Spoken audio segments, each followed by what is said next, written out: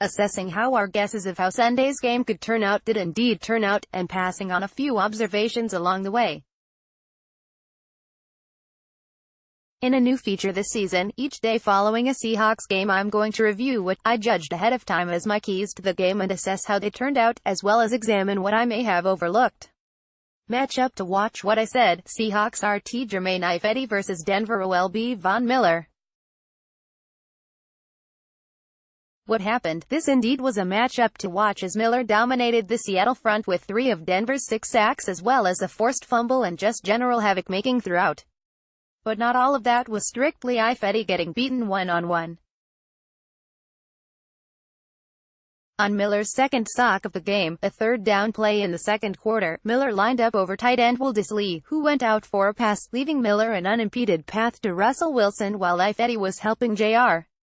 Sweezy block Derek Wolfe. It was either simply a scheme that beat Seattle or miscommunication, and maybe Ifedi could be to blame for that. That's the kind of thing that's hard to know for sure from the outside. On his weekly radio show on ESPN 710 Seattle Monday, Coach Pete Carroll said he thought Ifedi held up well enough, considering the opposition. So don't count on any change at that spot anytime soon.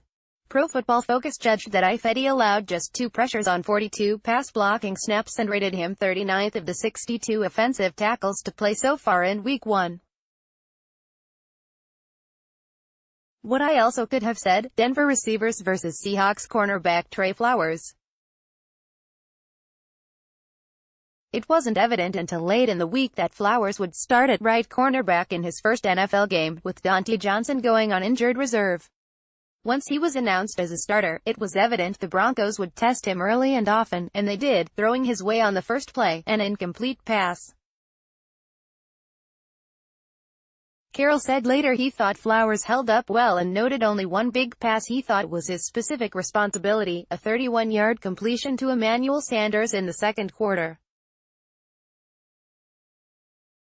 Flowers also gave up receptions of 8 and 7 yards.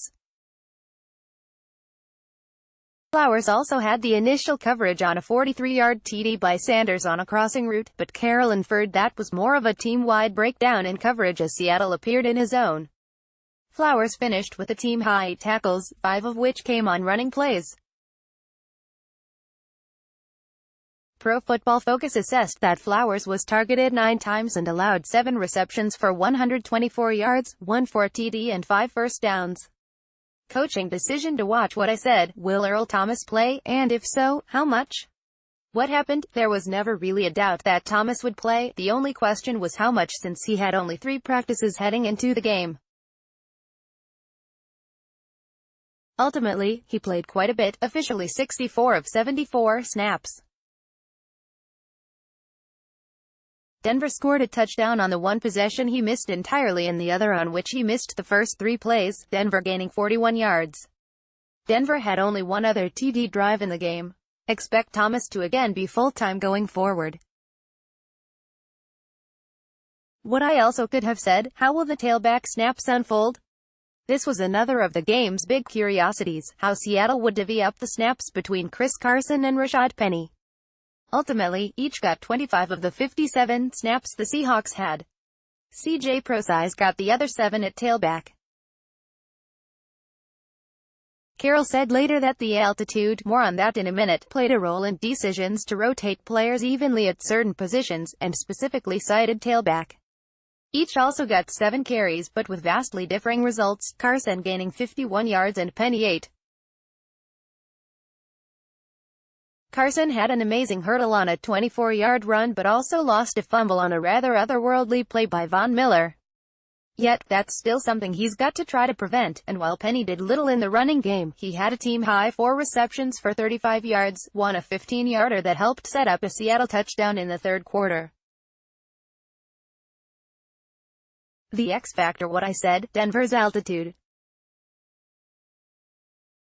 What happened? Carroll admitted on his radio show Monday he thought some players felt the impact of Denver's 5,280 feet elevation, though he also said he couldn't really say it have impacted anyone's performance. The altitude can't be blamed for missed assignments and some of what ailed the defense. And interestingly, the defense seemed to play better through much of the second half, and especially against the run, when you'd imagine altitude would take its greatest toll, until the final drive. What I also could have said, all that youth on the Seattle roster. It was no secret the Seahawks would have to rely on a lot of young players, and that there would be a learning curve. The first half in particular, illustrated clearly that the Seahawks remain a work in progress, one that may have only gotten younger on Sunday with a knee injury to Doug Baldwin, who may be out up to a month. Wildcard player WHO could surprise what I said, third-year running back CJ. Pro size. What happened? I was wrong about this one, as Pro size played just 7 snaps, and didn't get a carry or a pass thrown his way. Instead, it was almost solely the Carson and Penny show, with Seattle leaving Mike Davis inactive. That Penny averaged just 1.1 yards per carry raised lots of day-after questions about how he's going to fit into the offense. The take here is that it's too early to declare much of anything yet about Seattle's first-round pick, especially considering he missed most of the preseason with a broken finger. But until he proves worthy of it, the Seahawks don't need to feel compelled to give him significant playing time. What I also could have said, Tay Wildesley. The former UW tight end instead was the under-the-radar player who surprised with 3 receptions for 105 yards, the first tight end to have 100 yards or more receiving in his first game since Bob Trumpy in 1968. Trumpy went on to catch 298 passes for 4,600 yards in a 10-year career. Stat what I said, the Seahawks are 4-4 in opening games under Pete Carroll and 0-2 in their last 2 road openers. What happened? Make that 4-5 and 0-3, as Denver won its 7th straight home opener. Seattle has not won a road opener since 2013. Yep, it was a tough place to play, and the Seahawks simply made too many mistakes on a day when the margin of error figured to be slim. What I also could have said, run-pass ratio. Carroll has said repeatedly the Seahawks want to get back to running the ball better this season to take some pressure off the passing game. It didn't happen Sunday, as Seattle had 39 pass plays to just 16 runs, fewer rushes than in any game last season. The last time they had fewer was in a Monday night game against Buffalo in 2016. The Seahawks simply can't survive that way, and especially if leading receiver Doug Baldwin is out for any length of time, as could be the case after he was diagnosed with a grade 2 tear of his MCL on Monday. Player to watch. What I said, linebacker Shaquem Griffin. What happened? Griffin has been the feel-good story of the Seahawks season, overcoming having one hand to make it to the NFL and start alongside his brother, Shaquille, on the Seattle defense on Sunday, and playing weak-side linebacker in place of injured veteran KJ Wright. But his performance Sunday was uneven, which was certainly not unexpected for a rookie also playing his first game at a new position. After Griffin played on all downs early in the game, beginning in the second quarter, the Seahawks replaced him on first and second down with Austin Calitro, and had Griffin come in mostly on third downs. With Wright needing a miraculous recovery to play this week, in Carroll's words on ESPN 710 Seattle on Monday, expect the Calitro-Griffin tandem to likely continue this week. According to PFF, Griffin was targeted 5 times and allowed 4 receptions for 81 yards, 3 first downs and a TD, the eerie 29-yarder to Philip Lindsay. What I could also have said, Brandon Marshall. The 34-year-old does indeed appear to have some juice left, with 3 receptions on 6 targets for 46 yards and a touchdown, playing 37 of 57 snaps. The Seahawks may need to lean on Marshall even more with Baldwin out. The final word. What I said, Seahawks 23, Broncos 21. What happened? Well, the Seahawks indeed could have won it. But the 3 Case Keenum interceptions may have made the score closer than the game appeared, considering some of the stats, such as Denver holding a 470 to 306 edge in yards. Seattle had been 24-3 under Carroll when forcing 3 or more turnovers. 4 other things that turned the tide. The running game. Seattle simply has to get that fixed. The 6 sacks.